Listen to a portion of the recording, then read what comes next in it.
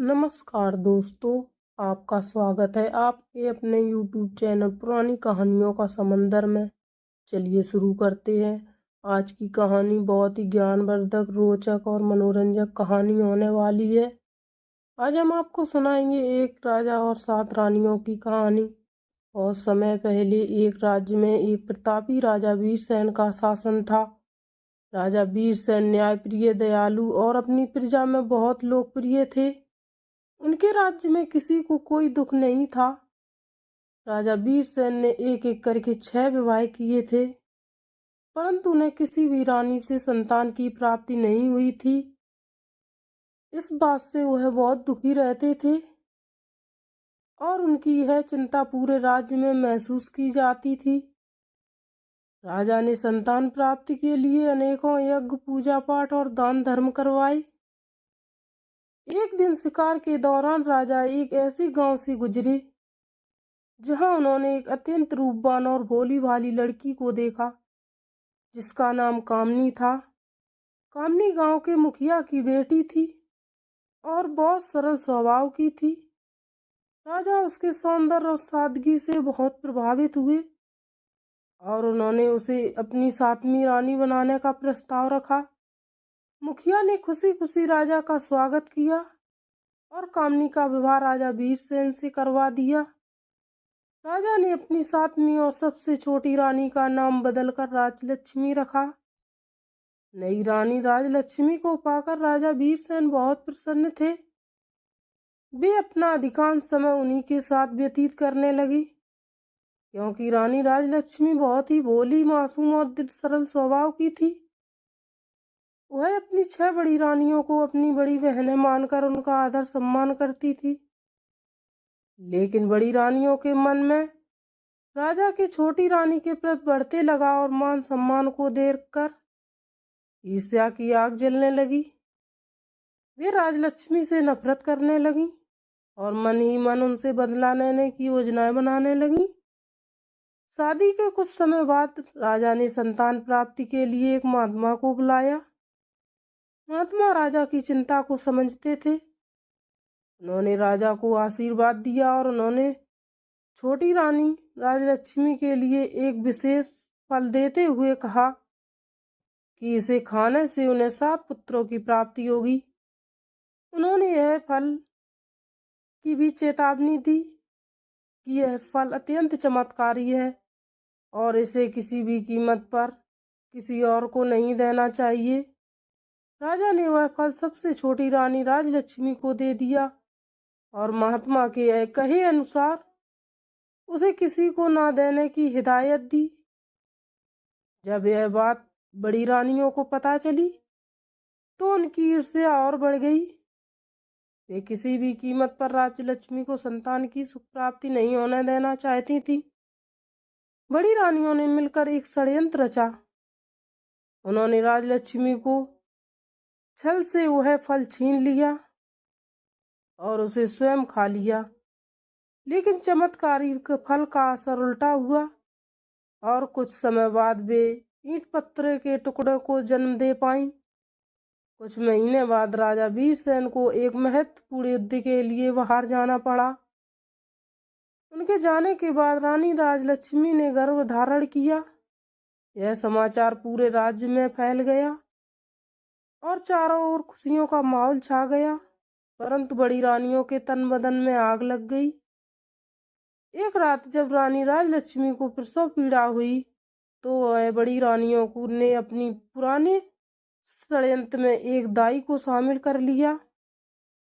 उन्होंने दाई को पैसे का लालच दिया और उससे कहा कि यदि रानी राजलक्ष्मी को संतान हो तो वह उन्हें मारकर जंगल में दबा दे और रानी को बताए कि उसने ईंट पत्थर के टुकड़ों को जन्म दिया है। भगवान की कृपा से रानी राजलक्ष्मी ने एक एक करके 7 बच्चों को जन्म दिया, जिनमें 6 लड़के और 1 लड़की थी। प्रसव पीड़ा के कारण रानी बेहोश हो गई।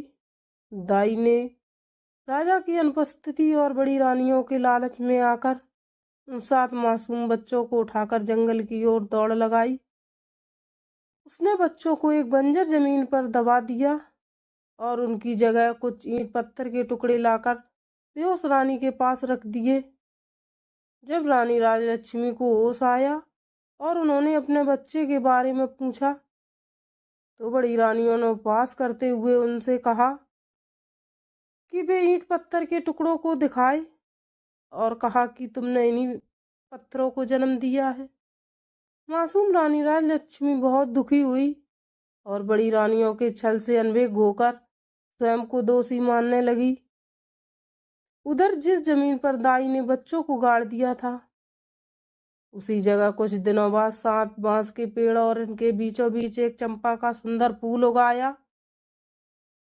लोगों के लिए यह एक आश्चर्य था क्योंकि उस बंजर जमीन पर पहले कभी कुछ नहीं उगा था। कुछ समय बाद राजा वीरसेन युद्ध जीतकर अपने महल वापस लौटे। उन्हें जब रानी राजलक्ष्मी के पत्थर प्रसव की बात पता चली तो वह बहुत दुखी हुए, लेकिन रानी के भोलेपन और सरल स्वभाव को देखते हुए वह उन पर क्रोध नहीं कर पाई और उन्होंने रानी राजलक्ष्मी को महल के एक कोने में साधारण दासी की तरह जीवन जीने के लिए छोड़ दिया। एक दिन राजा अपने मंत्री के साथ शिकार के लिए निकले और उसी जंगल से गुजरे जहां बांस के 7 पेड़ और एक चंपा का फूल उगा था। राजा को यह दृश्य बहुत सुंदर लगा और उन्होंने उस बांस के पेड़ और फूल को छूने का प्रयास किया। जैसे ही राजा ने चंपा के फूल को छूना चाहा वह फूल एक बच्चे की आवाज में बोलने लगा, हाथ ना लगाओ, मैं छोटी रानी का बच्चा हूँ, मुझे मत तोड़ो। राजा यह सुनकर हैरान हो गए। उन्होंने पास के बांस के पेड़ को छूना चाहा तो वो भी एक एक करके बोलने लगे, हाथ ना लगाओ राजा, हम भी छोटी रानी के बच्चे हैं, हमें मत काटो। राजा को यह देखकर संदेह हुआ और वह तुरंत महल लौट आए। उन्होंने सभी रानियों को बुलाया और उनके सामने आप बीती सुनाई। बड़ी रानियां डर गईं, लेकिन उन्होंने राजा को शांत करने की कोशिश की। राजा ने उनसे कहा कि वे सभी रानियां एक एक करके उस चंपा के फूल और बांस के पेड़ों के पास जाएंगी। सबसे पहले बड़ी रानी वहां गई। जब वे उस फूल को छूने का प्रयास करती तो फूल पीछे हट जाता और एक डरावनी आवाज में बोलता। जब छोटी रानी राजलक्ष्मी को वहां लाया गया तो वह फूल और बांस के पेड़ अपनी जगह पर ही रहे और खुशी से झूमने लगे।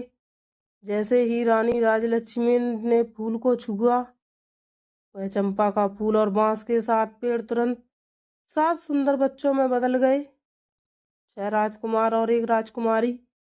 यह देखकर राजा वीरसेन और सभी लोग चकित रह गए। बच्चों ने राजा को सारी सच्चाई बताई कि कैसे बड़ी रानियों ने उन्हें दाई के साथ मिलकर जंगल में गाड़ दिया था। राजा वीरसेन को अपनी गलती का एहसास हुआ और उन्होंने अपनी छोटी रानी राजलक्ष्मी से क्षमा मांगी। उन्होंने सभी बड़ी रानियों को उनके षड्यंत्र और पाप के लिए कठोर दंड दिया। रानी राजलक्ष्मी को उनका सम्मान वापस मिला और वह अपने 7 बच्चों के साथ महल में खुशी खुशी रहने लगी। इस घटना से राजा ने यह सीखा कि सुंदरता से ज़्यादा मासूमियत और सच्चाई का मूल्य होता है। राजा और उनकी 7 संतानों से मिलकर राज्य का कारोबार संभाला और राज्य में सुख समृद्धि बनी रही। कहानी अच्छी लगी हो तो लाइक ज़रूर करना।